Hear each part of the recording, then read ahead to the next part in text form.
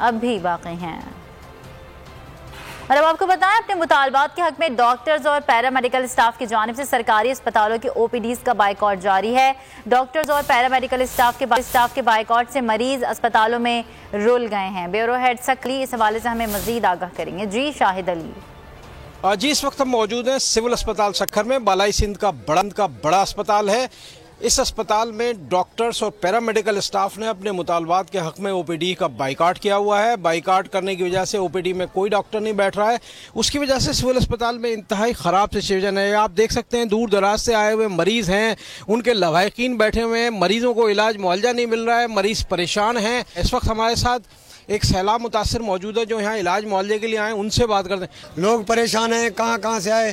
अब इनका हड़ताल लगा पड़ा है, ना पता है ना कोई डॉक्टर है, कोई पता इनका नहीं चल रहा है। अब सिद्ध गवर्नमेंट से ये रिक्वेस्ट करते हैं, मेहरबानी करो ऐसे हालात पैदा नहीं करो।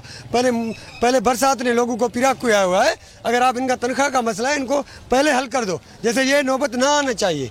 मेहरबानी करो, जितना हो सके इनका मसला हल करो। अभी लोग बैठे हुए हैं बहुत परेशान। अब बिल्कुल दुरुस्त बात है, ये सिंध गवर्नमेंट की जिम्मेदारी है कि अगर डॉक्टर्स और पैरामेडिकल स्टाफ का कोई मसला है तो उसको हल किए कि इसका बराह रास्त असर उन लोगों पर पड़ रहा है जो यहाँ मरीज हैं, जो यहाँ पर आए हुए हैं, दूर दराज इलाकों से इलाज मुआवजे के लिए आए हुए हैं। बहुत शुक्रिया शाहिद अली, हमें अपडेट कर रहे थे अपने मुतालबात के हक में डॉक्टर्स और पैरामेडिकल स्टाफ की जानिब से।